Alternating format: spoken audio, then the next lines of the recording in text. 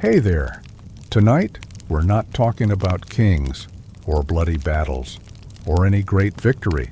Just something much more ordinary, and much easier to forget. Sleep. More precisely, how people in the Middle Ages tried to catch a little of it, on long nights with no mattress to speak of, and no room sealed tight against the wind. If you've ever wondered how folks from centuries ago managed to fall asleep, then tonight we'll ease into a small part of that answer. No real bed, no warm blanket, no soft hum from a heater, just a sack of old straw, some damp shirts that never fully dried, a dog curled up somewhere down by your feet, and the coldest sound there is, wind slipping through the cracks between crooked wooden boards.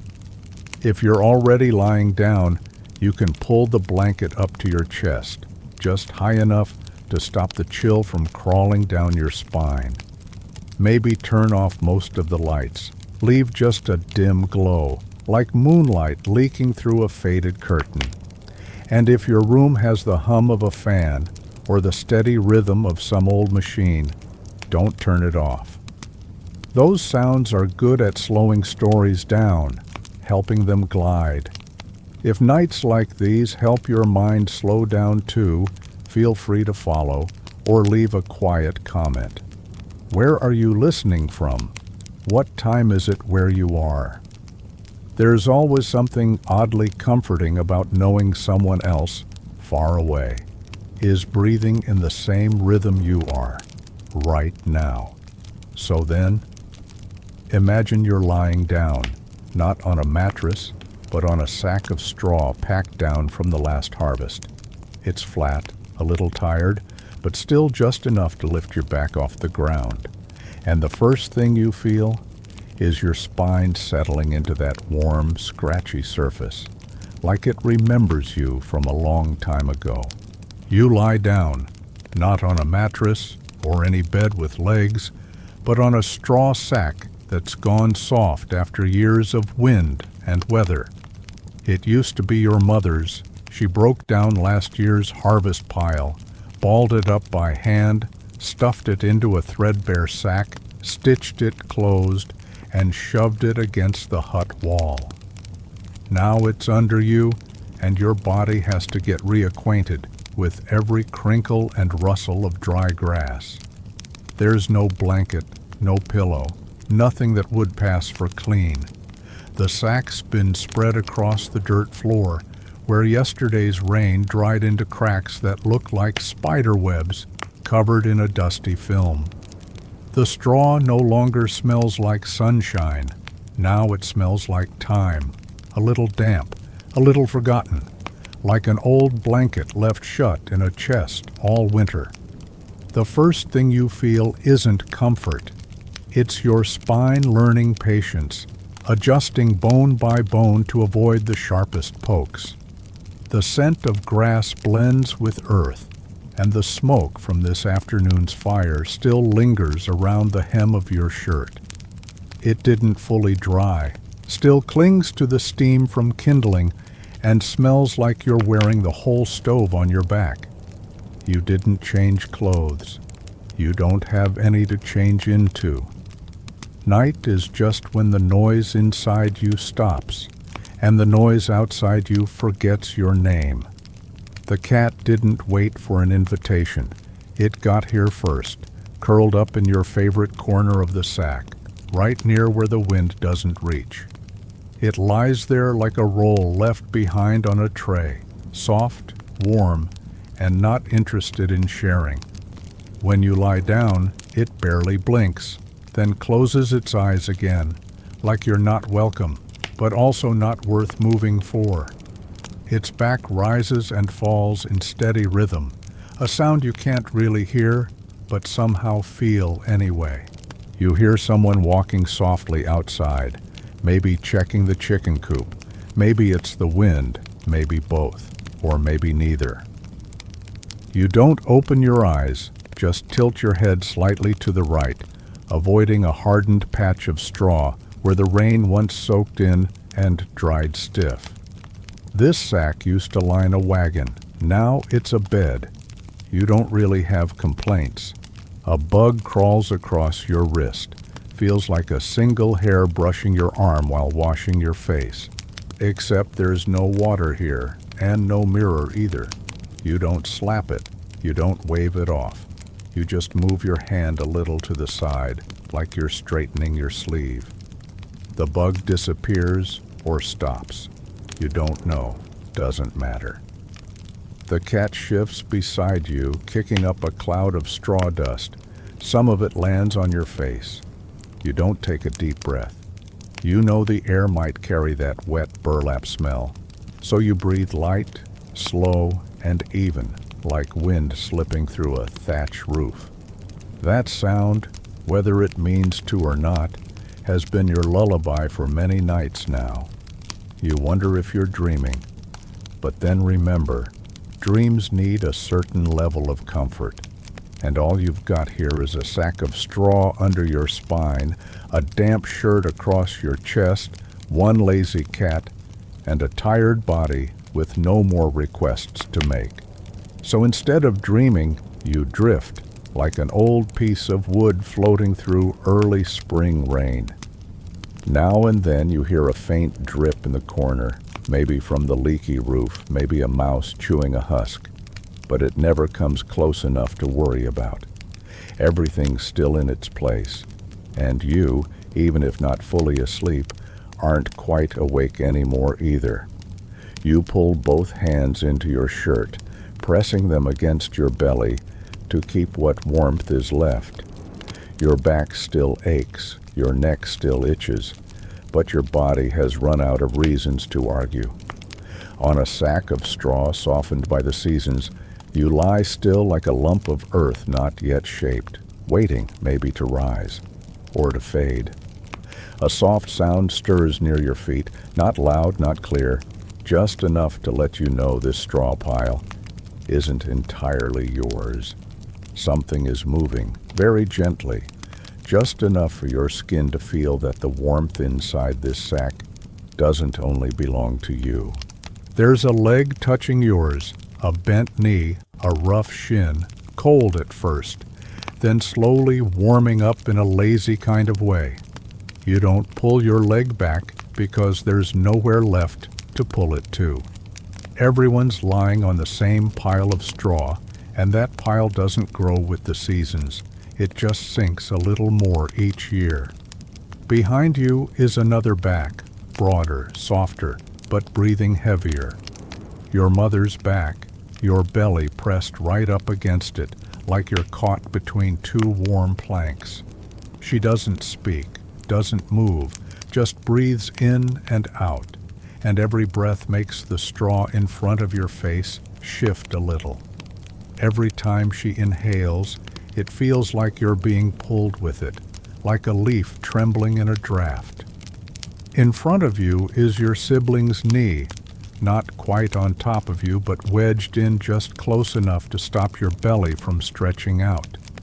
That leg's smaller, bonier, and tends to wander into your space like it never really learned boundaries. You're used to it now, so you don't push it away. You just curve your back a little more, making a narrow slot where you can slip into sleep for the second time tonight. There's no blanket, no barrier between bodies and the night air. What you have instead is skin that isn't yours, old clothes, and little patches of warmth where a hand touches an arm, where your nose meets someone's back. The air outside feels like it came straight from a cave, but surrounded by these people, you don't shiver anymore. Only when someone rolls over and the living wall breaks for a second does the cold slip in like a thin knife down your spine. Near your feet is the dog, curled into a tight circle, tail wrapped around its nose, ears folded, and its smell is unmistakable. Burnt turnips, wet straw, and something faintly salty and warm that you don't have a name for. You used to push it away in the early nights, but like your sibling's pointy knee, you eventually accepted it as part of the bed. its breath hits the sole of your foot. At first you pull away, itchy and grossed out, but after a minute you don't want to move anymore. That's the only part of you getting warm without having to touch another person. The dog doesn't speak, doesn't move much, just lets out the occasional bark in a dream, not aimed at anything, like it's not even sure what it's guarding. The hut air is thick with people, though not the kind of smell you notice during the day. This one sinks into shirts, into hair, into straw. You can tell who's closest by their scent. Your mother smells like burnt wood, wool sweaters, and dry clay. Your sibling smells like laundry that didn't fully dry, cold and faintly sour. You're not sure what you smell like, but you know it isn't good. You turn your head right, cheek pressed against your mother's shoulder. Her skin's rougher than you remember, cold near the shoulder, warming up near the arm where your face rests. You can hear her heartbeat, quiet, steady, more like a leaky roof dripping onto straw than anything you could count. Not loud enough to track, just loud enough to know she's still there. No one says anything, no one's awake, or if they are, they're quiet about it. This silence isn't eerie. It's something you've known since you traded a cradle for straw. It's the specific hush of people sleeping together, the sound of skin brushing fabric, of hands scratching through wool, of breath catching and then smoothing out again. The whole hut runs on one rhythm, the shared breath of 3 people and 1 dog. You think back to earlier tonight, when you were still by the fire and your mother fluffed the straw sack again. It's not new, not clean, but it's the best thing you have. Every night is the same. Straw sack, 3 people, 1 dog. No surprises, no changes. Just colder some nights, or wetter. Depends on the day. Far off near the hut door, you hear wind hit the wall. A soft thump, then it pulls away. The space inside tightens after each gust, like everything inside draws closer together, guarding what heat is left. No one breathes too loud, no one shifts. Everyone's just trying to make themselves smaller, bundled up like tied firewood, shaped to fit a long night and a straw pile that won't get any bigger. Your fingers are going numb.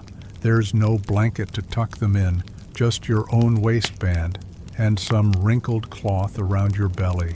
You press your hands low where the warmth has been pooling after hours of lying still.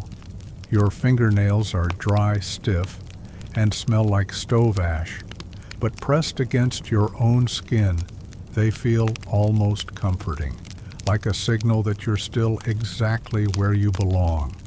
You hear scratching, hard to say who from, but it's close enough to make you itch by sympathy. Could be your sibling, could be you. At this point, everything's kind of blended. Your breath with your mother's, your scent with the straw, the dog's restless paw with the whistle of the wind. You don't bother sorting it out. You just breathe softly and stay put, like a stone nestled in moss, not thinking much about how early you'll need to get up. You might have started dreaming, but it's not a sharp dream, just the sense that you're drifting, not through water, but through thick air in a straw hut at season's end. Each breath floats you a little farther, and the cold in your toes while still there is starting to fade. The dog nudges your foot, not a kick, just a twitch. You think it's your sibling, then forget. You sink a little deeper into the straw, not really a bed, not really not, just a state you've known before. You stop hearing the wind, stop noticing the itch on your scalp, stop knowing where you end and the next person begins.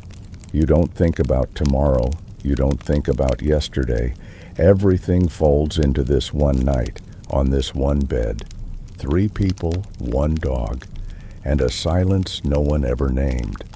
And then you start to smell your own sweat a little more clearly. It doesn't hit your face, not sharp like wet animals after rain. It's the kind of smell that sinks in deep, like your body's been slowly fermenting under the sun all day, then sealed up in its own breath. The back of your shirt clings to your skin, not quite wet, not quite dry, more like cloth pressed between 2 layers of fog, thick and cool, sometimes itchy, right along the spine where the fabric rubs against the sweat pimples that popped up earlier this afternoon. You're still in the clothes you worked in, the turnip-cutting clothes that were damp with morning dew and stained with dirt. It's the kind of outfit that doesn't need changing, because there's nothing to change into. You only took off the cloth cap, didn't even fold it, just dropped it next to the straw where it'll soak up more damp and come back smelling different by morning.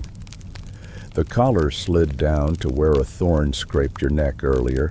It's swelling slightly now, not enough to hurt, just enough to make sleep harder. Around your wrists, the dirt has dried into stiff little streaks, like tiny roots growing out from your skin. You tap your fingers there and hear a soft crackle, dry soil breaking apart like overbaked crumbs, if crumbs were smoky, sweaty, and slightly burnt. You don't bother brushing it off. You don't have water anyway. What you do have are 2 cracked hands and a habit of leaving things be until morning. Your pants are thick, heavy, damp at the knees, from walking through the ditch before sunset or squatting to cut roots. The fabric makes a soft pulling noise when you move your legs, dragging the smell of earth and straw deeper into the linen. This cloth used to be something valuable. You never dared cut it to patch your shirt, never hung it out too long for fear the color would fade. It's worn thin along the inner thighs, where your legs rub when you lie sideways, and tonight, it itches a little right at the crease, just enough to bother you, not enough to scratch. You pull your sleeve to your nose, not to block out someone else's smell, just to see if yours is still familiar. And it is. Sweat, smoke, a bit of turnip stink, and a charred note from the hearth. You used to hate it, then got used to it, then decided it felt safe. No one else carries that smell but you. It's like a scent trail. If you ever got lost in a crowd, the house dog could find you by this exact shirt. Your hand goes up to scratch at your back, right at that little corner between neck and shoulder, where sweat collects and lice like to hide. You're not sure if it's a bite or just dry skin, but your fingernail finds the spot on the first try. You scratch slow, hear a faint rustle. Nothing anyone would notice, because everyone's used to each person being their own orchestra, playing old wool and fingernails in low harmony. You never sleep without clothes on, not because of the cold, but because no one does. Sleeping naked would make people think you're strange, like you're up to something, or down with something. Clothes at night are just what you wear, your smell, your routine, your shell that you'll keep on tomorrow. Sometimes you think, if someone dropped a clean shirt in this hut, you wouldn't dare put it on. It wouldn't have any scent, no soot marks, no bits of straw, nothing that feels like it belongs to your body. You pull the shirt hem down over your belly, trying to cover a patch of skin that's turning cold. The sleeve hangs loose, stretched out from too many awkward pulls while holding a hoe. In the armpit, the fabric feels like a damp rag that never made it to the wash. You figure if you ever burned this outfit, the smell would drive demons away. But you don't, because nobody burns what they still have to wear tomorrow. In this hut, everyone sleeps in what they wore all day, and will wear again once the sun comes back. No one thinks about changing. Washing clothes is more like a ritual.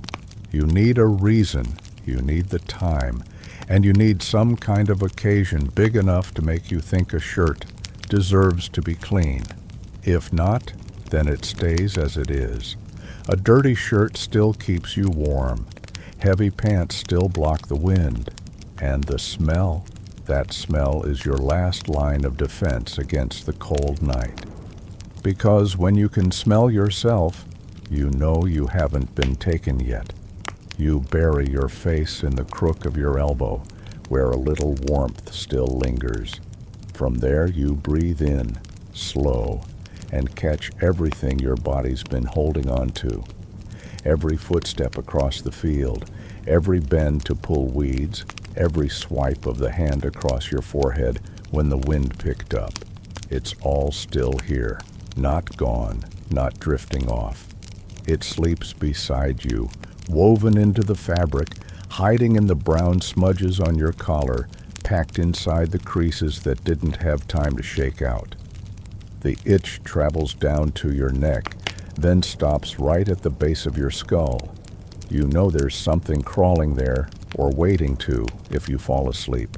You don't react, no scratching, no swatting, just wait to see who'll fall asleep first, you or the louse. You might win if your calves don't get too cold first. You pull your legs in, curl up like a grub in a cocoon made of sweat, soot, dirt, and wool. That smell, that whole mess, doesn't bother you anymore. It makes you sleepy, because it's familiar. More familiar than the church bell, or the sound of the cat digging into the straw, or the dog barking at shadows. And then your hand reaches for the sleeping cap. You reach for the sleeping cap like your head just realized tonight wasn't going to go easy on it. It's still there, shoved under the old pile of straw you call a pillow, or maybe stuck somewhere in your sleeve from this morning when you stuffed it there in a hurry to keep it from falling. Your fingers land on the rough yarn, still holding the smell of old sweat and a hint of singe from the time it almost caught fire when you sat too close to the stove. You pull it out, don't shake it off, don't look at it. Just give it one lazy flick and drop it over your head the way you've done too many times to still think about it. The cap doesn't fit, or maybe it never did, because it was knitted by an old woman with one eye mostly gone and the other too shaky to trust. She made it out of leftover scraps, gray mixed with brown, like soil after ash gets caught in early fog. No one ever said it was pretty, no one ever wanted it, probably because it pinches, or because it scratches right where the edge hits your ears. But it keeps you warm, and that's all that really matters. You tug the edge down over your ears, then your forehead. That motion mats your hair flat, like your whole head just got pressed under a damp cloth that's never been washed. The cap is coarse, rubs your skin, leaves behind that steady, low itch like a bug refusing to move. But you don't take it off, because if you do, you'll wake up with ears that feel like ice cubes and a nose clogged like paste. Inside the hut, the air doesn't move. If wind slips through the thatch, it gets lost somewhere in the rotting straw and settles into a cold so heavy it feels like metal. The dirt walls don't hold heat, they only hold scent. Damp, smoke, old wool, people, everything seems to crawl into the cap you're wearing and just sit there, breathing against your scalp. You don't mind. You're used to it. And you know if you take it off, your ears will throb the whole time you're out in the field. You adjust it to be sure. Now the cap's pulled low across your forehead, nearly covering your eyes. One side's bunched and pokes your eyebrow, the other droops like an empty flour sack. When you blink, some stray thread brushes your eyelid.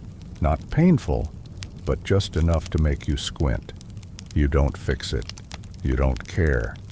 Because fixing it might mean you'd drop it, and then you'd have to fish for it in the straw, where something else might be crawling first. You once thought about asking for a different cap, one that didn't itch, didn't twist, didn't squeeze your forehead or leave the crown cold. But you never asked. No one has an extra. And if they did, they'd save it for a child or a wife. A cap is what keeps your head alive till morning. And your head, that's the only thing you really need in one piece come daylight. To time the sewing, to count the shovel strikes, to not bang into the beam when you carry firewood inside.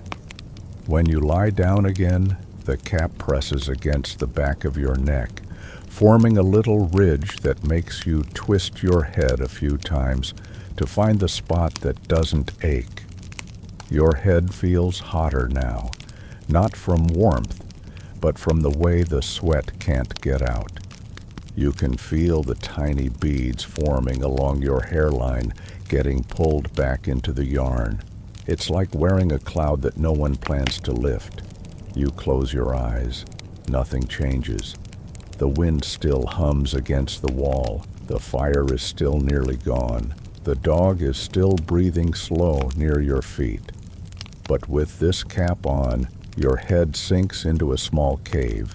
A cave that smells like yesterday, like skin, like yarn that's never seen soap.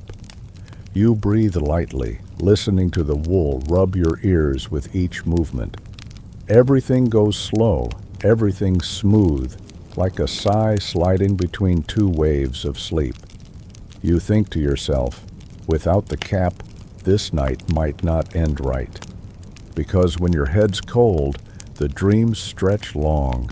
Cold dreams, damp dreams, the kind nobody can wake you from. But you've got the cap, her cap, the one knit with trembling hands, with fading eyes, with leftover hours between two visits to confession. It's not pretty, not even, but it's never let you freeze to death. You rest your hand on your forehead, right on the edge of that too tight rim, and exhale slowly. There's an itch under the wool, maybe lice, maybe just sweat trying to escape. You don't scratch. Scratching shifts the cap, and if it shifts, the cold sneaks in and never leaves. So you stay still. Let the itch grow quiet on its own. Like every feeling in this hut tends to live a short life. You don't hear anyone else move. Maybe they're all asleep. Or maybe they're lying still, each with their own itch, their own chill, their own cap. And each cap, tight or loose, scratchy or filthy, is one little thread keeping them tied to a morning that hasn't come yet. You exhale, hear the soft rustle of your sleeve, and sink a little deeper into the straw. If this night isn't too long, maybe you won't need to pull the cap down to your lashes like this. But if the night stretches like it always does, you know you'll need that cap until the very last minute. Because if your head is still warm, it means you're still here. And just like that, your eyes start to feel heavy, until your body remembers something even more familiar than the cap, or the sweat, or the cold. You didn't wake up from a dream, and no noise pulled you out. It was just your back deciding it was time.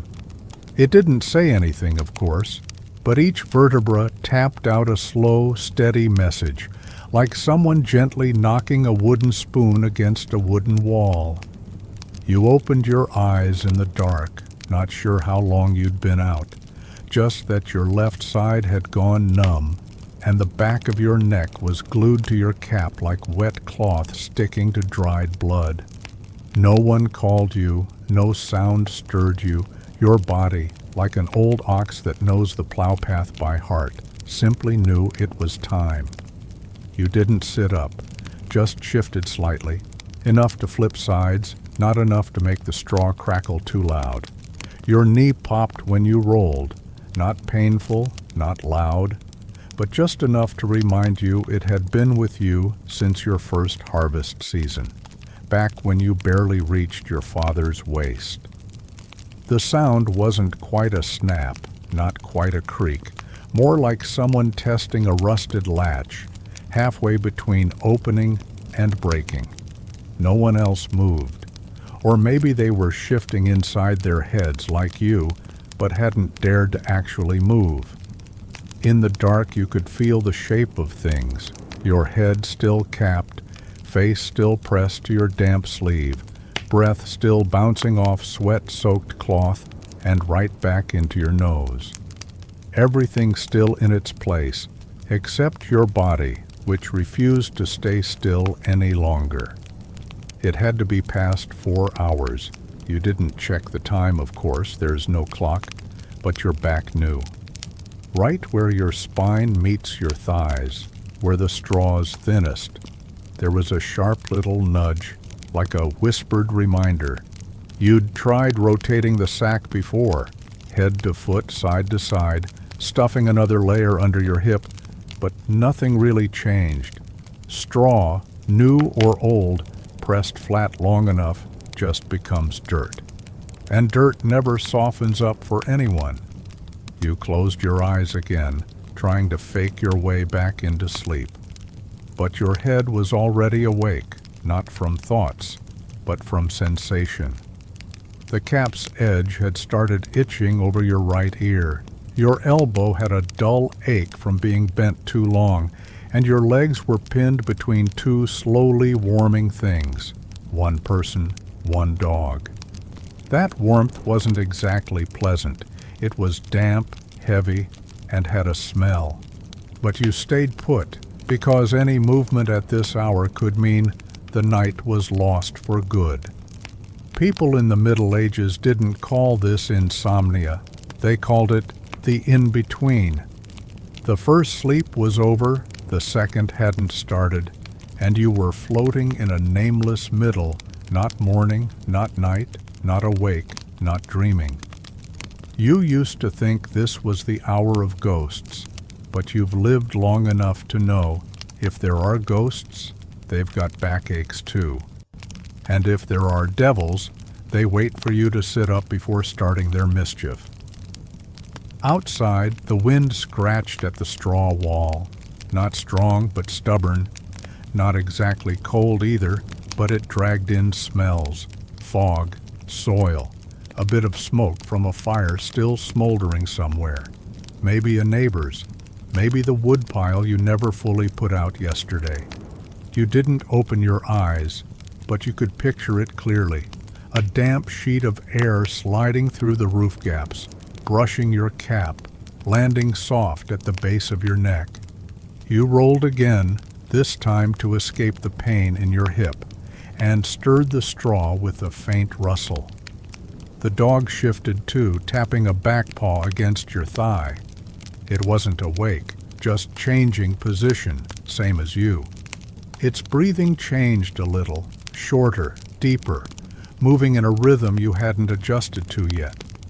You placed a hand over your belly, feeling your shirt stick flat like wood pressed with glue, not cold, not warm either.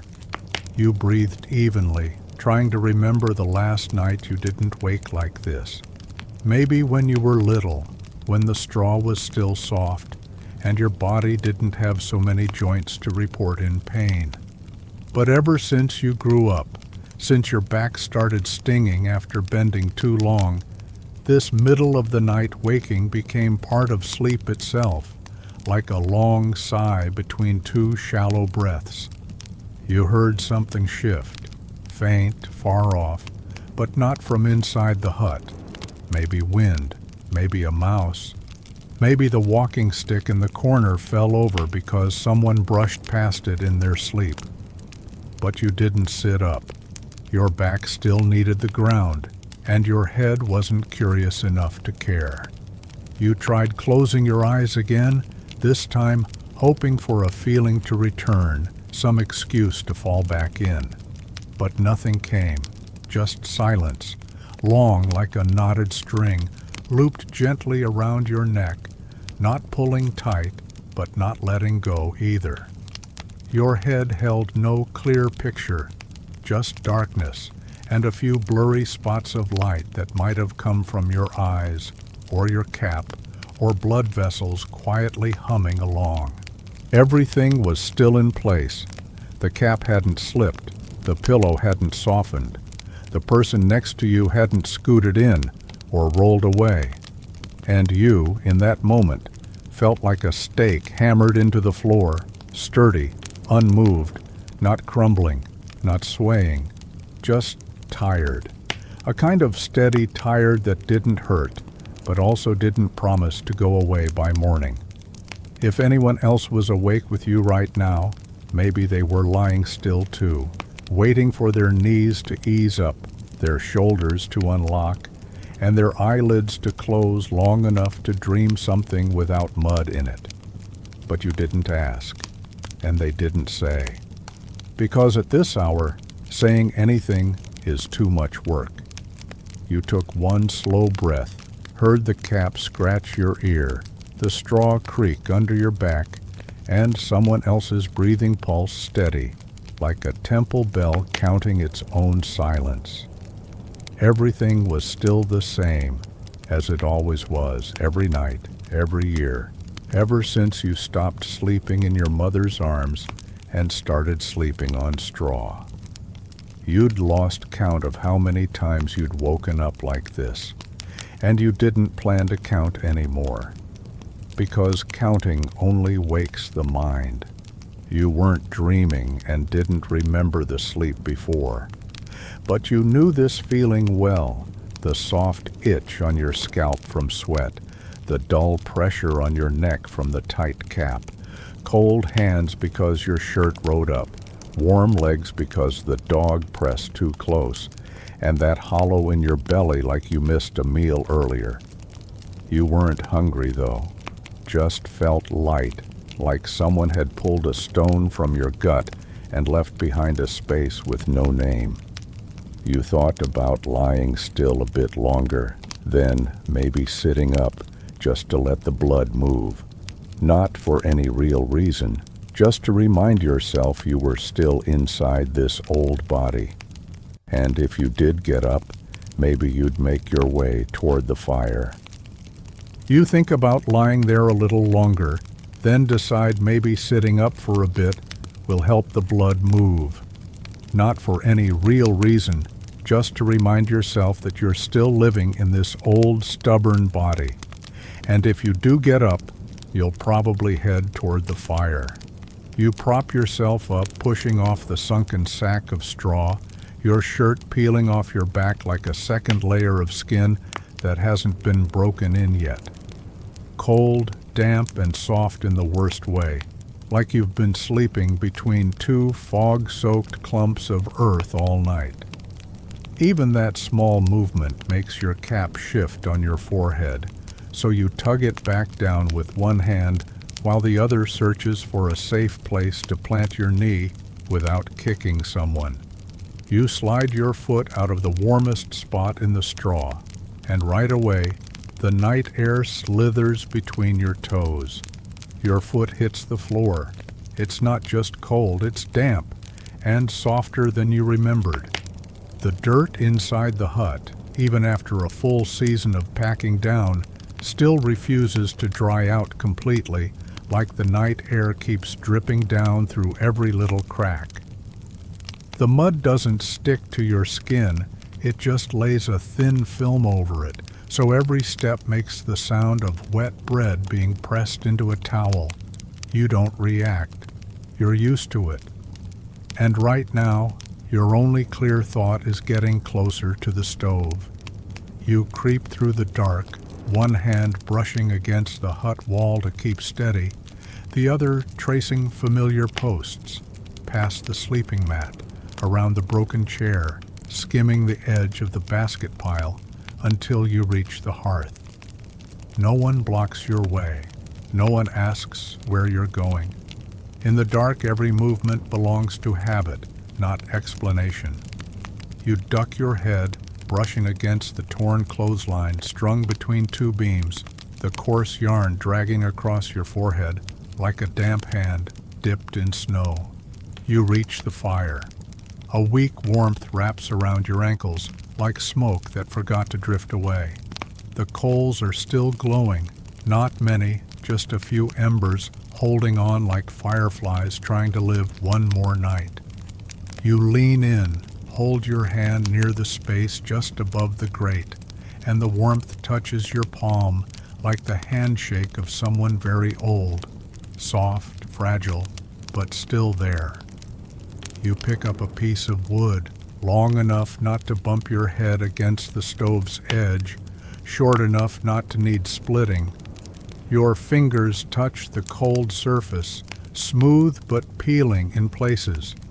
The wood's not fully dry, it's taken in the fog like soil does, so you wipe it off with the hem of your shirt. The sleeve is stiff with yesterday's smoke, but you wipe anyway, more from habit than purpose. You lay the wood into the fire. The coals crackle gently. A small spark jumps and dies, too faint to light the room, but enough for you to see your own shadow shaking against the packed dirt wall. That shadow isn't unfamiliar. It's there every night you wake, every night you pass this little stove, and every night you wonder, if you disappeared, would that shadow still show up? You sit by the fire, arms around your knees, watching the embers like they're telling a story, only they know. Nothing changes. The coals still glow, the floor is still cold, you're still sitting there, and someone's breath behind the straw still moves steady, like a wooden wheel rolling over a dirt path. You're not colder than usual, your body's just beginning to notice what it ignores in daylight, the stiffness, the ache, and a kind of quiet sadness that doesn't have a name. Then you hear something, not loud, not clear, but with rhythm, like a whisper sliding through a crack, or someone reading a prayer too slowly to make out. You don't turn around, just tilt your ear slightly, thinking maybe if you listen long enough, the voice might sound familiar. Could be your father. He was always up around this hour, whispering his prayers. Could be a stranger staying the night. Everyone around here knows your straw pile can hold one more body. The whisper has no words, but it has rhythm. No pauses, no stumbles. Like someone said those same lines 100, maybe 1,000 times, and doesn't need to think about them anymore. You stay still, not to hear better, but because you don't want to break whatever's flowing around you, like smoke, like water running beneath packed mud. Old medicine books say this is when the body is quietest, not because it's well, but because it has nothing left to give, just enough to keep you sitting up, breathing slow, and staring at the tiny light of a dying coal. Everything else, the smell of half-burnt straw, the drip of water outside, even your stomach rumbling low, those things don't get a vote anymore.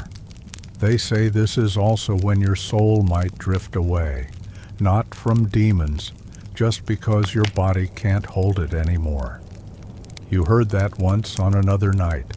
Your grandmother said it, voice scratchy, hand still knitting a cap. She said if you go outside at this hour, don't speak to anyone at a crossroads.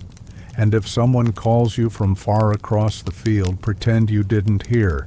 You didn't argue. You didn't need to believe it to know how to avoid it. You brace your hands and stand. Your head spins a little, not enough to fall, just enough to feel like the roof tilts a bit.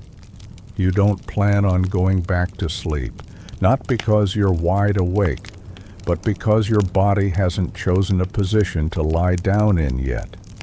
You step closer to the back flap, the one cracked open to vent the fire smoke.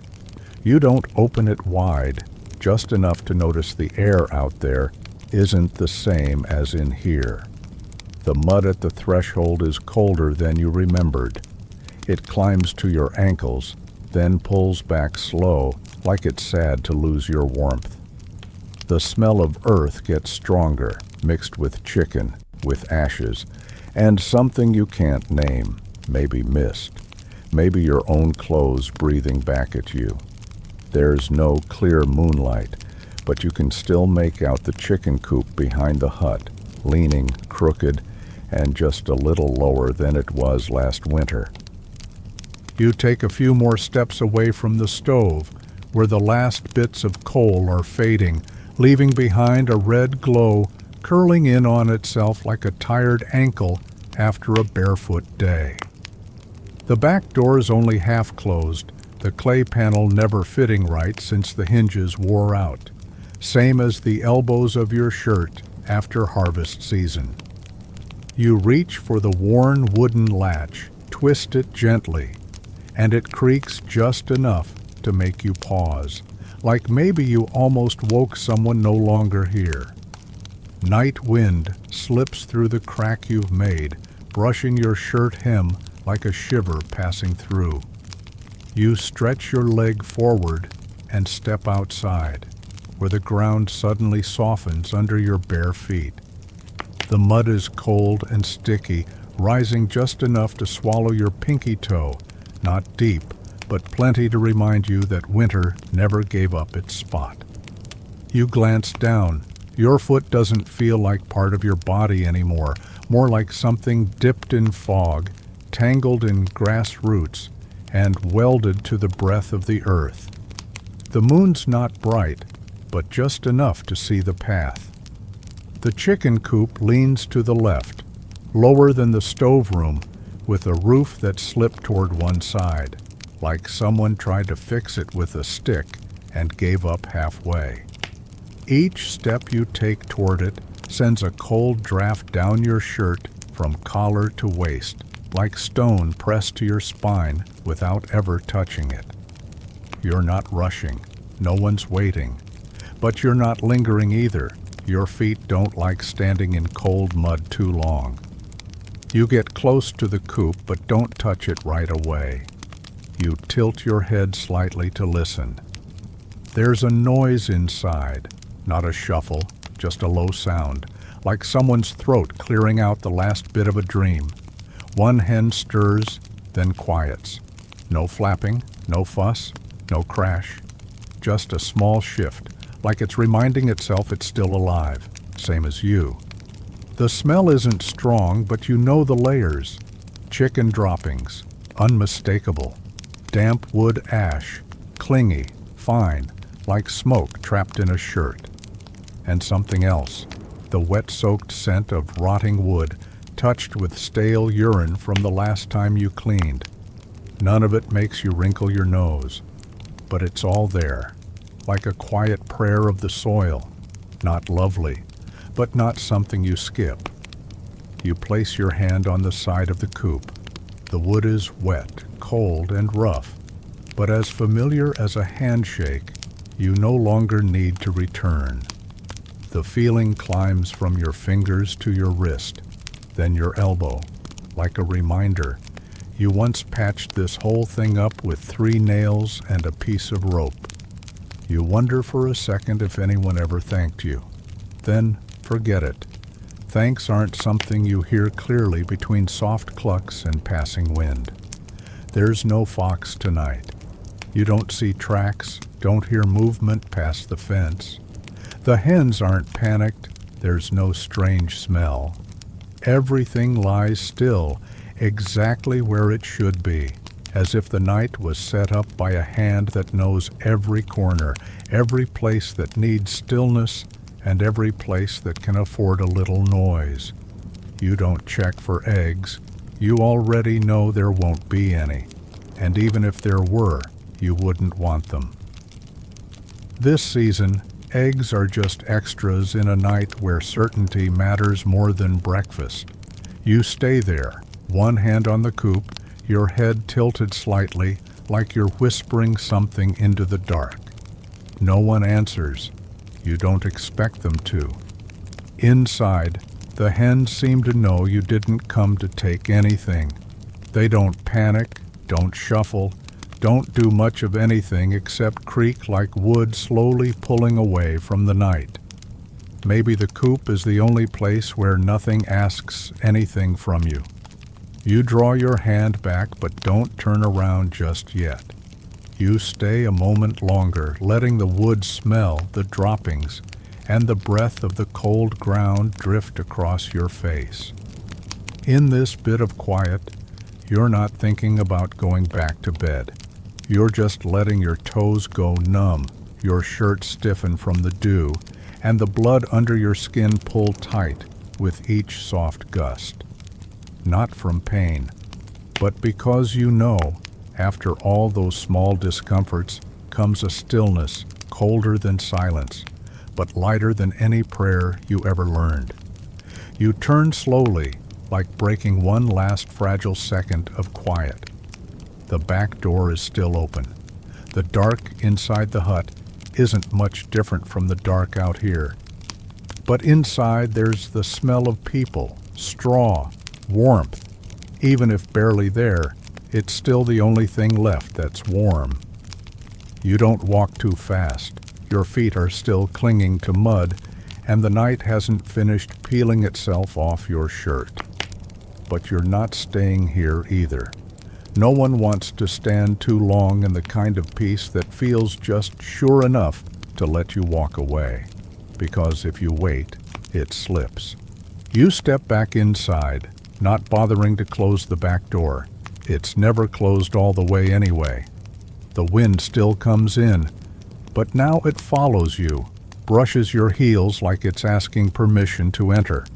You don't answer. You don't stop it. You just keep walking, past the stove, past that old shadow on the wall, back toward the straw sack. Your mother is still there, facing away, breathing slow, her back curved like the sickle hanging near the fire. Your sibling, too, face buried in her belly, one arm slung over her hip like they're afraid she'll vanish in the middle of a dream. You can't see them clearly, but you can hear them. Breathing, shifting, that sound of clothes rubbing like someone writing something slowly, carefully. And in the middle of those quiet sounds, you slip yourself back in, just enough so one side of you touches straw and the other side touches skin. No one says anything, no one asks where you've been, and no one needs to. You return to your spot like you never left, not to find eggs, not to pray, not to do anything, just to know that this little world is still whole. Chicken coop, fire pit, the door that doesn't close, and the steady breath of those still asleep. You close your eyes, your hand resting on your belly, like checking if anything's still there. Then you exhale, slow. Just as you pull your knees up, something shifts beside you. Not quite a toss or a turn, but enough to remind you that you're not sleeping alone. The smell of old sweat, unwashed linen, and the faint warmth of another body hits your nose like smoke from a fire that's already gone out. Faint, but present. You don't have to open your eyes to know who it is. In this space, no one else could lie that close to you, and if they did, you'd be used to it by now. You nudge a little closer, not really because you're cold, and not exactly because you need to, just because it's what you've always done since the first winter you slept here together. Your forehead touches the back of their neck, hair loose and slightly damp, carrying the smell of smoke, old turnips, and maybe fabric hung too long on a cloudy day. No whispers, no hands reaching for each other, just two bodies, side by side, pressed together like logs drying near a hearth. Not quite love, but long past separation. Your left hand doesn't have anywhere good to land, so you drop it onto their belly, not too gentle, not on purpose either. Just placed there, the way someone might toss their coat over a chair when they come home. Their belly is soft, but it tenses a little, maybe from the cold, maybe from surprise, or maybe just a reflex that has nothing to do with you. But your hand stays there. It's not pushed away, not held tighter. And that's enough. You're not asking for more.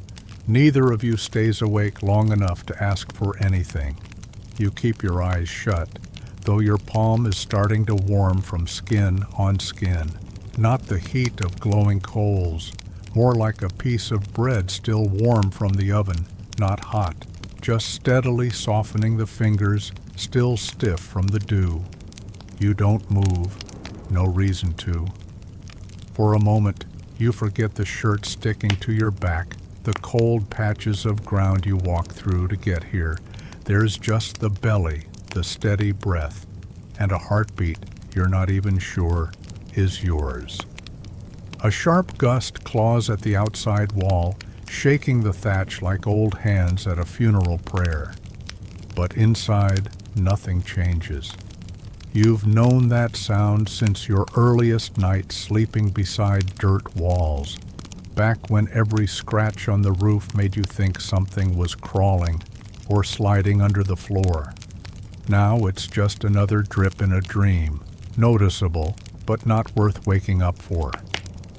The person next to you shifts, not to get away from you, probably just from a piece of straw poking their back. The motion bumps your hand slightly higher, brushing a rough wooden button and stopping just beneath their ribs. You don't pull back, and they don't react. Maybe they're asleep. Maybe they just don't mind. Maybe this is the only way either of you still knows how to say, "I'm here." Across the hut, the dog stirs, claws scratching lightly against packed earth. You hear it, but don't turn around.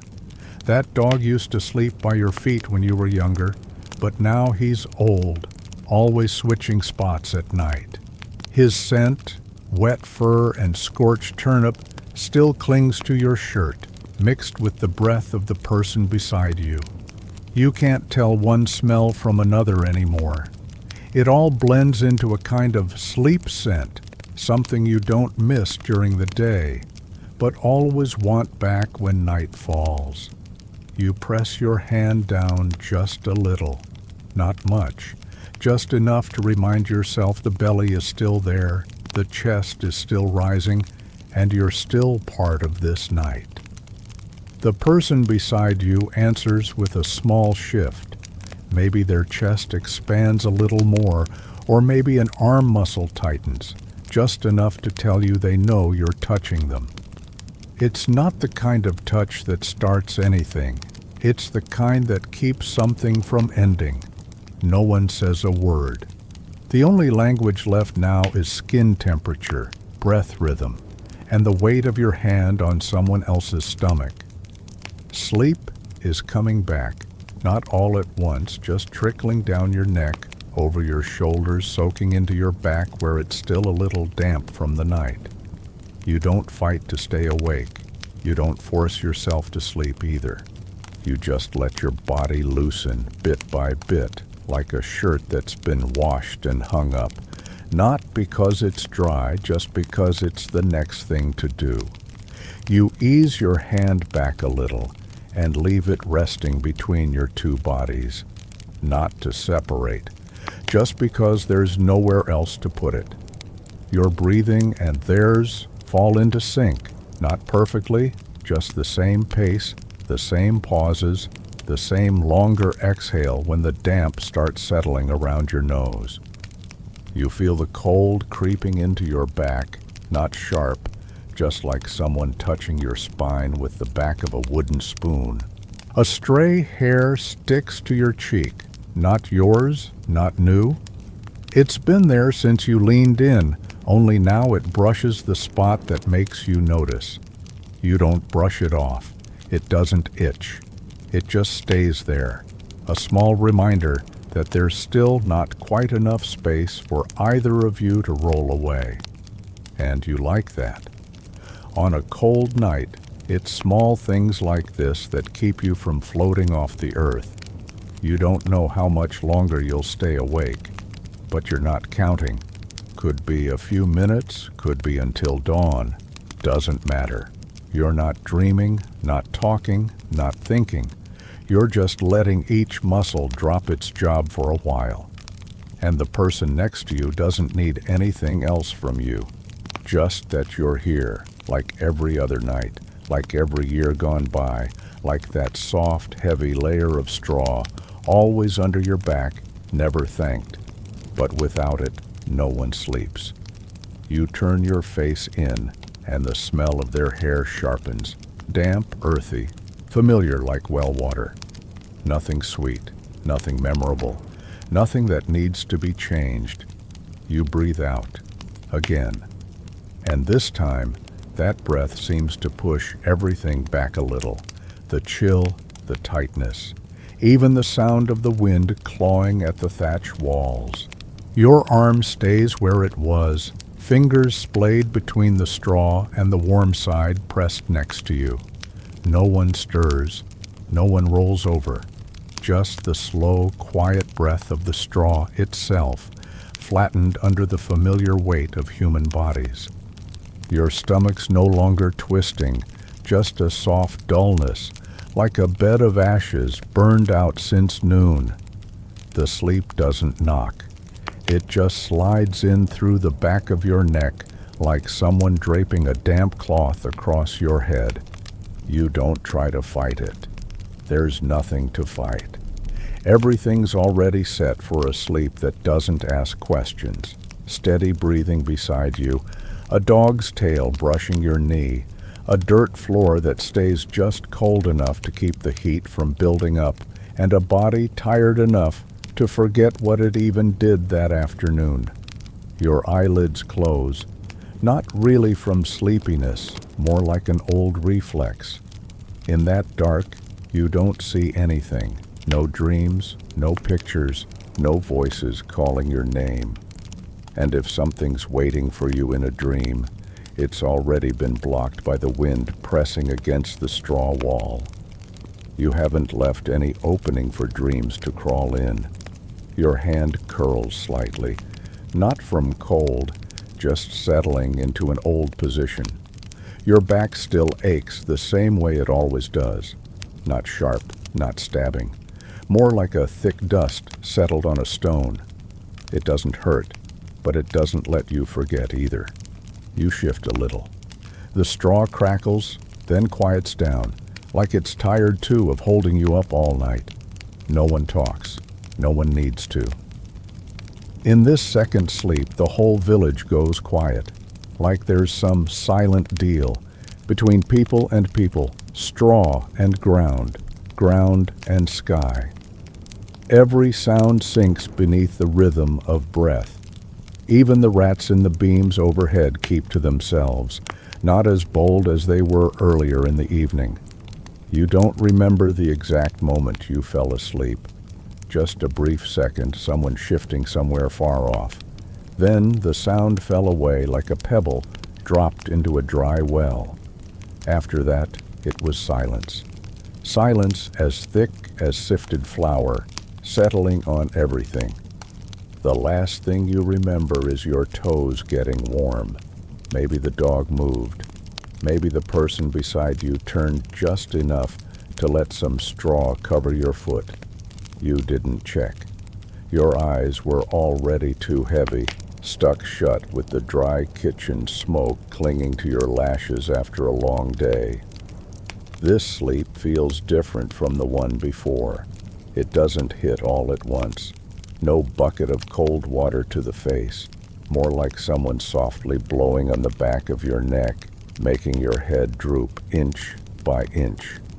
If something bit your back right now, you probably wouldn't react. Not because you didn't feel it, just because you didn't care enough to move. There's the sound of wood stretching, maybe that scrap floorboard you shoved over the low spot. It cracks softly, then stops. You don't lift your head. Numbness starts to trickle down your wrist, a blend of ache and weight, like your bones are pulling in to avoid the night. Your arm doesn't really hurt, it just stops being separate from the straw. The night has dipped into its deepest part, the part where if you did wake up, the wind wouldn't be howling anymore, just pressing down, not wild, not playful, just sitting on you like a damp cloth laid flat across your forehead. Your neck slumps, your head leans, lips parting slightly, your breath slipping out like a sigh with no reason behind it. The person beside you doesn't move, probably asleep too, probably dropped into the same nameless sleep where everything blurs together. Bodies, straw, dog, dirt, wind echoing off the thatch. You're still curled up, neck pressed into your own arm, knees brushing a warm back, feet wedged between a dog's tail and a wrinkled bit of shirt. If you dreamed, you don't remember. Maybe you didn't dream at all. There wasn't anything strong enough to carry into sleep. No sharp image, no heavy phrase, no baby crying, no thunder, no light. Just that dull line running from your neck to your back, pausing at your hip, where you slipped and landed last week with the turnip basket. Your breathing slows, each breath a small step further away from the world outside. You still catch a few faint sounds, snoring far off, straw creaking, wind brushing the walls, but they all stretch out like someone's turning time backwards with a tired hand crank. By then, nothing has a name. No straw, no back, no dog, no you. Just a warm blur, sinking into the softest thing you could lie on. And that softness is the very thing giving you the slowest ache. But even that ache doesn't wake you. It just sits there, like a quiet doorman. You've become part of the night, not the star of it. Not even a witness, just something in the mix, like a leftover plank or an ember that's gone dark. And if someone passed by this hut now, they wouldn't notice a thing. No movement, no deep breathing, no eyes cracked open, just forms under straw, pressed together in a silent pile. No one calls you, no one shakes your shoulder, no clatter of buckets, no kitchen smoke curling through the dark. You're still lying there, mouth barely open to let the breath slip through, hand where it was, and sleep at the very bottom now. If a wandering spirit passed through this hour, it would step over you like a rotten log. Not worth stopping for, not worth asking.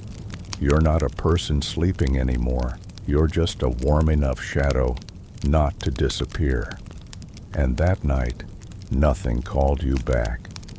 But your breath is still there, small, quiet, smelling faintly of turnip, but still there. A quiet signal that you're still here.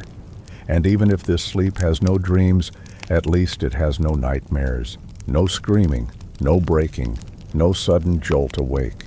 Just you and what's left of you. Somewhere farther down the night, the wind shifts. The smell of old ashes seeps through the roof and brushes your nose before it fades. And you still don't wake. Because if anything was going to wake you, it would have fallen asleep before you did. You don't really remember where the dream started, only that when you woke up, your back felt like it had been soaking in a shallow puddle, and your shirt clung to your skin like overcooked cabbage peel. No one said your name, no one shook you.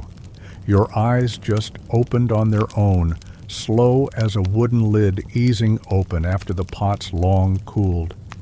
Maybe there was fire before that, a scorched field maybe, or a rooftop glowing like a bed of coals, or maybe water, a bottomless well, and you just kept falling. But maybe there was nothing.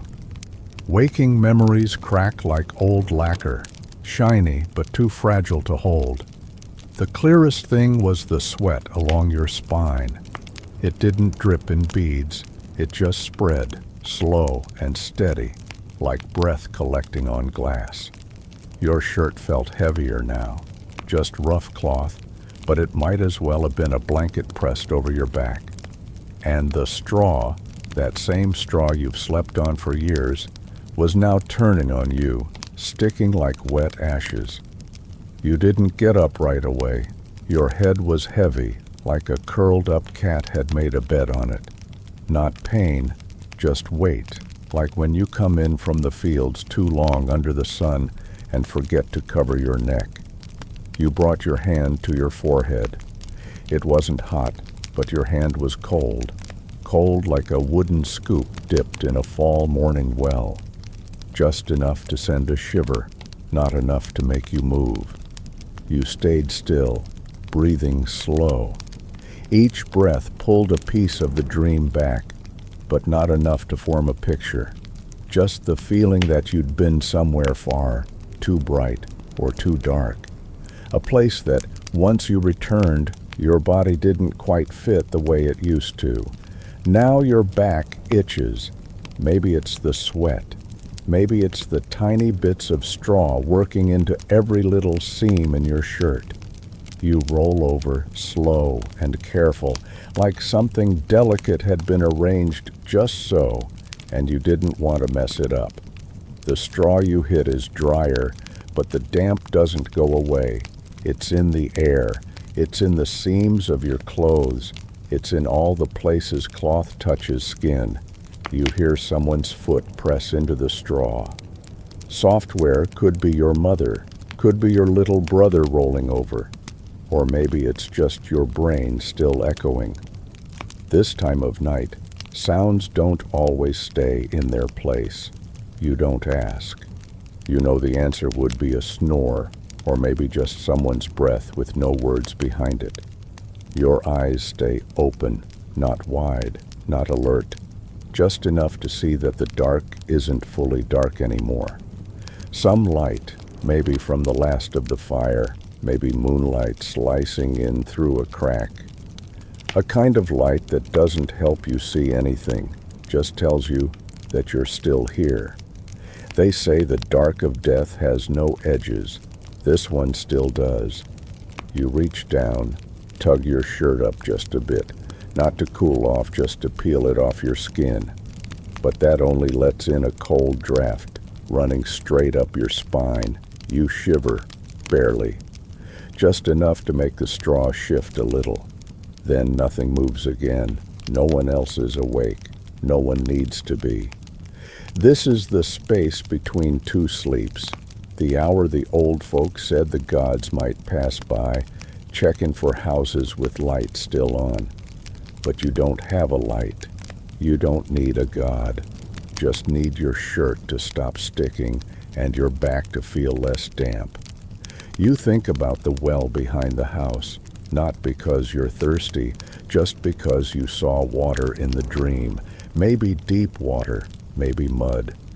But the feeling's still here, behind your ears, under your tongue, starting to beat again at the base of your neck, even though you're not hot anymore.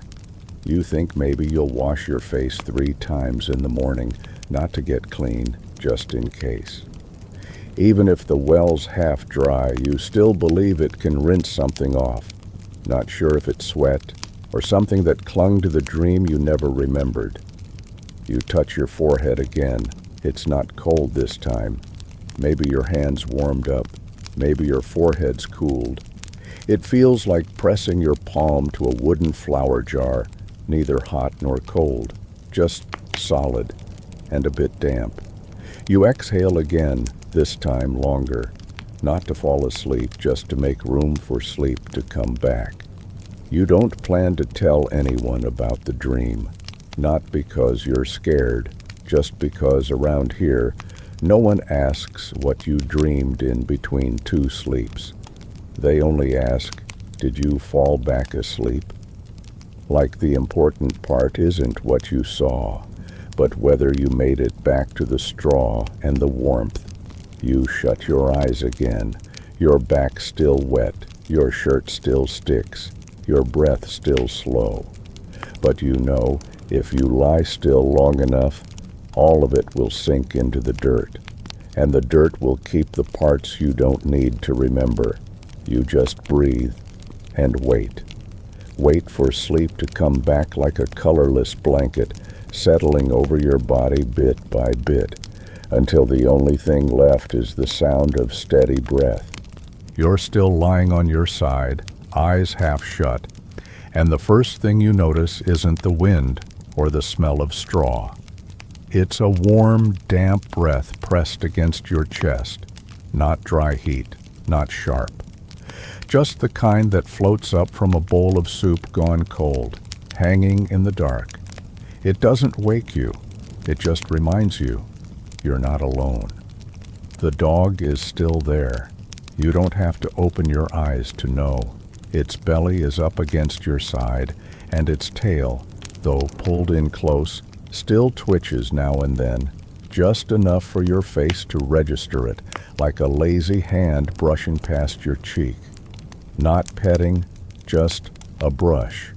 Like the tail is dreaming too, and in its dream, you're not something worth moving away from.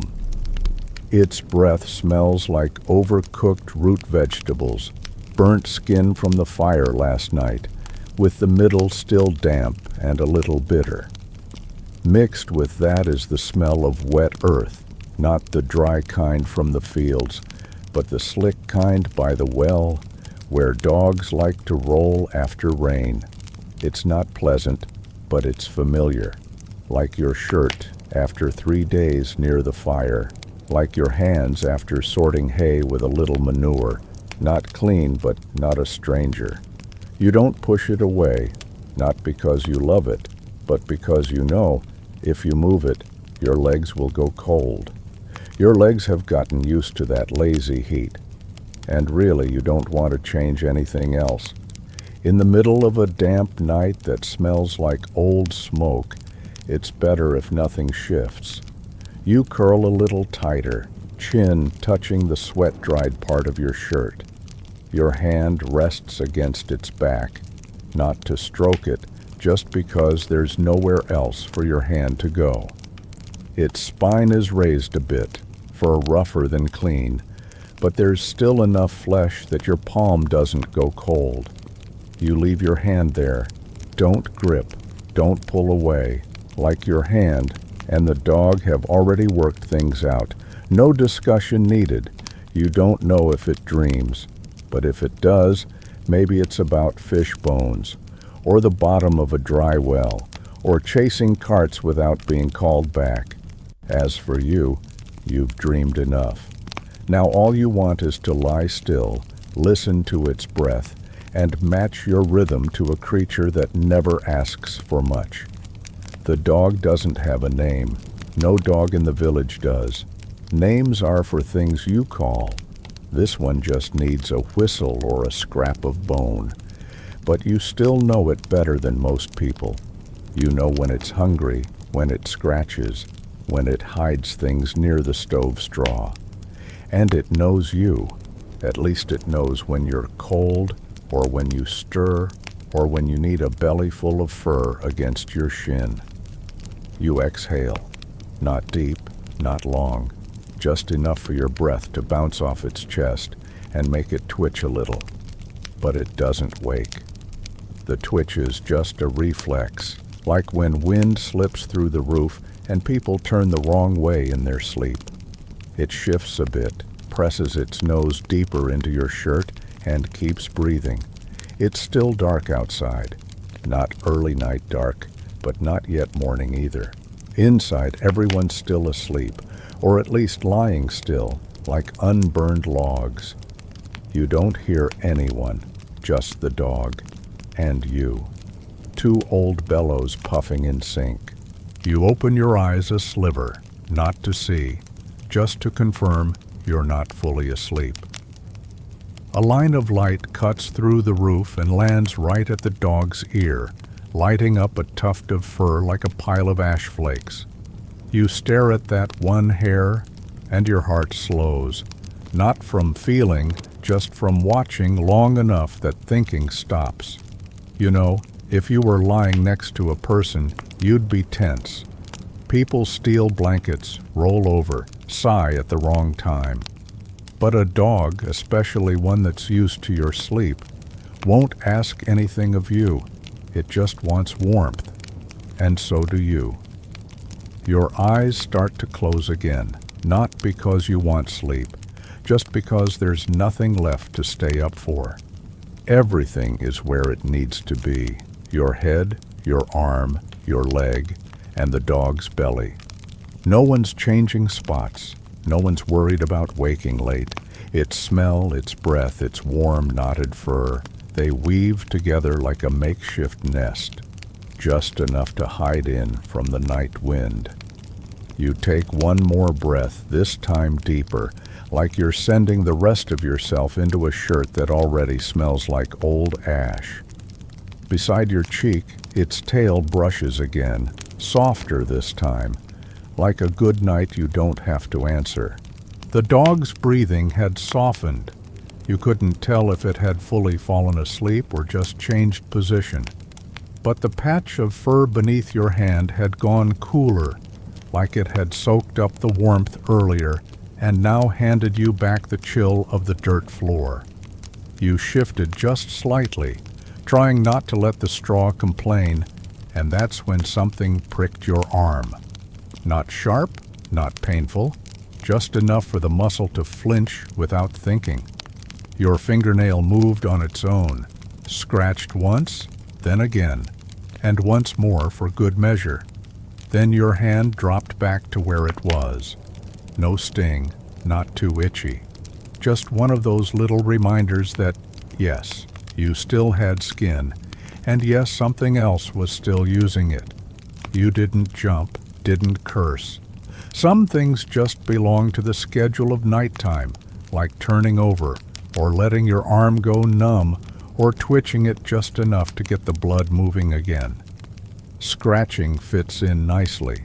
You've done this so many times it no longer feels like your skin belongs to you. It's more like a rental property, one that hosts a lot of invisible tenants with surprisingly solid routines. Some folks hang mugwort over the bed, others slip garlic under the pillow. You've heard of people drawing little ash circles around where they sleep, like wards against tiny crawling beasts. But by morning, everyone scratches, eyes puffy, fingernails grimy, shoulders mapped with red streaks like ancient borders. Fleas don't pick favorites, they just rotate shifts. You figure if there were ever a night when you didn't scratch, you'd be worried. Not because they'd vanished, but because they were probably planning something bigger. Maybe laying eggs behind your neck, or under your knees, or between your toes. Silence is always worse than sound. You tried ignoring it at first. One scratch, that's all. But then your skin started remembering. Left upper arm, then right hip. A spot on your chest, just under the collar, where sweat had glued the shirt like sap. Your hand wandered the way memory does. No light, no mirror, just touch and scratch. Each time you scratched, there was a soft rasp of fabric. You could barely hear it over the breathing, yours and the dog's, but it was enough to prove that, yes, you were still moving. You weren't trying to stay awake, but your hand wasn't asking permission. It scratched like it had its own shift to work. The straw didn't help. Dry, but not clean. Sometimes you felt like you were sleeping on a nest made by the fleas themselves, woven from hay, dirt, and crumbs of skin from every person in the house. They didn't bite all at once. They took turns. There was a night shift, a midnight shift, a dawn shift. Every time you started to drift off, one of them punched in, and you scratched again. You let out a slow sigh. Not loud enough to jostle the dog, but enough to remind yourself you still had patience left. The scratching continued, not to soothe, just to stay on beat. Like tapping a finger on a table when you've run out of things to say, You scratched when you had nothing left to think. You didn't count. You had once, 1, 2, 3, all the way to 20, but lost track halfway through because your finger found a new spot that needed more attention. Counting was pointless. Fleas don't follow numbers, they follow instinct, just like you. Your skin started to sting a little. Your nails were dull, but still sharp enough to leave faint lines. You knew you'd wake up with streaks, thin red ones like shallow furrows in a field after early plowing. But for now, your hand kept going, like a cricket feeling its way through the dark. You reached for your neck. There was always something there, a bump, a patch of stuck hair, or a spot where sweat had clumped the strands together. Your finger found it and started digging, painful and satisfying at the same time, like scratching an itch inside a dream. And when you finally stopped, you had no idea how long you'd been at it. A minute? 5? Or since you were a kid curled up next to your mother on your first straw bed. Sometimes you imagined your skin was a field, and the fleas worked in shifts. Each time you started to doze, one would crawl out from under the hay, looking for soft ground. You were the soil, they were tenants, and you had no power to evict them. You took another breath, this one deeper, like trying to pull your thoughts out of the scratch loop. But your finger found the hem of your shirt, and that hem brushed against your belly in a way that told you there was still one more spot. You didn't open your eyes. You didn't plan to fall asleep either. But your body had grown heavy, not from sleepiness, but from the sheer labor of scratching. Scratch long enough, and your fingers forget where they are, what's cloth, what's skin, and what's crawling just beneath both. You burrowed deeper into the straw, not to hide, just to see if maybe the fleas would pick someone else tonight. Maybe your little brother, maybe the dog, if they didn't mind fur. But you knew they'd come back. The wind had shifted. You heard it hiss gently through the thatch roof, mingling with a soft snore from someone nearby. But it didn't bother you. The scratching had slowed. Your hand now rested flat against your chest, not because the itch had gone, but because you'd done enough for one night. Your fingers had just stopped moving when the wind picked up. Not a howl, not a gust, just a thin draft slipping through the roof, cool enough to stir the straw and run a chill across the back of your neck. You didn't open your eyes, but your ears caught it. Something in the night had shifted. The thatch above you wouldn't hold out for long. A few creaks came first, then a soft tapping, dry branches brushing each other like two old skeletons, whispering secrets after dark. A drop found its way through one of the old patches and landed on your forehead. Not cold, not sharp, just warm enough to feel like it had soaked through a few seasons of dust before making it to you. It slid down your brow, across your temple, and vanished somewhere into your collar. You didn't wipe it. Your eyes stayed shut. Your body didn't want to move, because from beyond the roof came another sound. A bell. Not loud, not urgent, but steady. It echoed through the mist like someone tapping the side of an empty barrel. The end-of-night bell, same as every night. You've heard that sound since you were small enough that your fingers couldn't even wrap around a piece of straw. Each time it rang, it was a reminder from the church. The night wasn't over yet, and people on this side of the world weren't supposed to forget who they were. You pulled your knees in a little and tugged your shirt across your chest. Your back pressed against damp straw, not from rain, but from dew.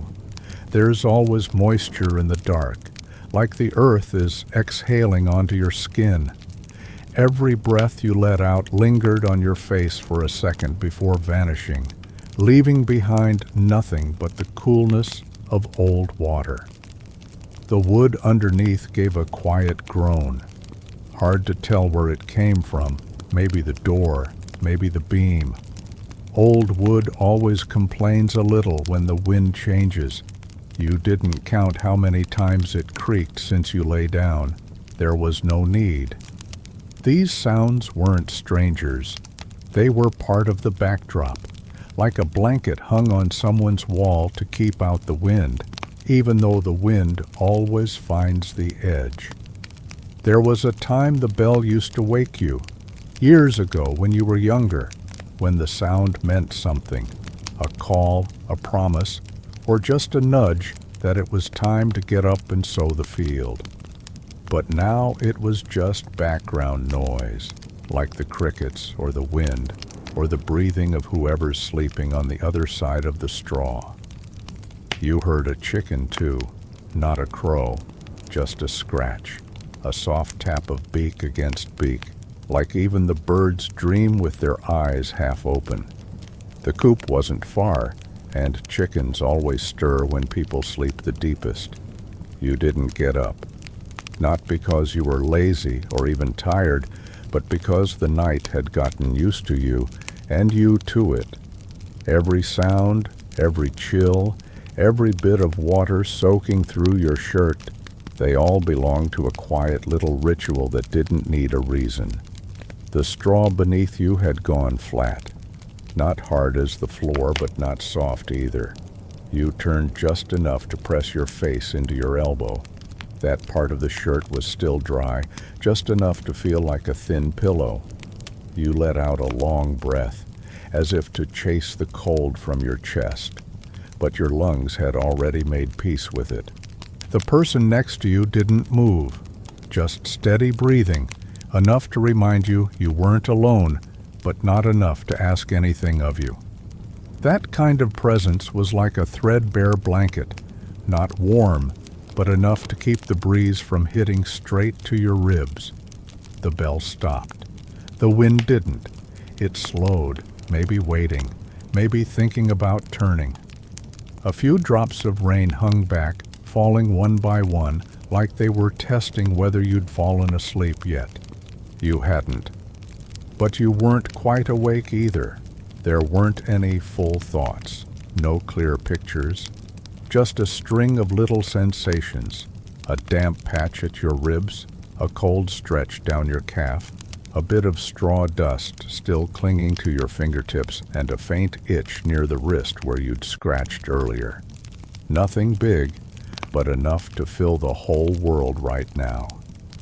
You thought about tomorrow, not in words, but in dim pictures, the dark patch of earth, a hoe with a cracked handle, a bowl of thin porridge, someone calling from the gate. They flickered through your mind like wind through thatched eaves, leaving behind only a trace of cool air. You didn't squeeze your eyes shut, but you didn't open them wide either. You just let them sit there, half-lidded, letting tears form if they wanted, even if there was no reason to cry. Sometimes your eyelids get so cold, you wonder if you're lying on the ground, not the straw. You held on to your shirt, not for warmth, but just to have something in your grip. A scrap of rough cloth, old, but familiar. You didn't need a lamp, you didn't need fire, you didn't need anyone. Just one more night, like the last, passing by without waking a soul, not even yourself. The bell didn't come back. The rain stopped. Only the wind remained, still brushing past the roof, still sneaking under the door. But now, you didn't feel it anymore. Your body was sinking, not into sleep, but into something quieter, deeper, where things don't need names. You let out one more breath, longer this time, as if you were exhaling for everyone in the house. The straw didn't argue, and the night didn't answer. There was only silence, not empty, not full, just enough to let you know you were still here. Morning doesn't arrive with light. It creeps in through your sleeves as a bit of chill. Your eyes are still shut, but you know something's changing. The air feels different now, not the musty warmth of old straw, but that sharp kind of cold that rises straight from the ground, like the sky took a breath and decided to let it out on the back of your neck. You don't sit up right away. You stay there, hand resting on your shirt, toes nudging another pair of toes, someone else who hasn't woken yet. The dog shifts, then settles its head back onto your hip like it always does. And for a moment, no one moves. No one asks for anything. Everything just hangs there, caught between two times, not quite night, not quite day. You hear someone get up first, maybe your mother, maybe a neighbor who stayed over. The sound of a bucket scraping the dirt, wooden slippers dragging across the floor. You know those feet well enough to picture them without looking. You let out a long breath, not because you're tired, but like your body needs to mark the end of something. The night didn't offer much to remember or forget. Just another regular night like 1,000 before it, with rain, with cold, with the smell of chicken droppings, a sore back, and a wheezy dog. You open your eyes, not fast, not blinking, just enough to see a thread of ashy light slipping through the roof slats. And that's all you need. Nothing more to tell you it's a new day, just not a new kind of day, one like yesterday and the one before. You curl your legs in and push yourself up slowly. Your hand presses into the straw and finds a small rock. Your head feels a bit floaty. Your neck still hasn't shaken off the numbness. But that's all right. Your body's used to this, and the sky's still gray. You get to your feet, brush the straw dust from your knees, and step out of bed, if that flattened pile of scratchy stalks even counts as a bed. Another day begins, no alarm, no reason needed, because you're a farmer. And you sleep like the earth, rough, familiar, but always on time.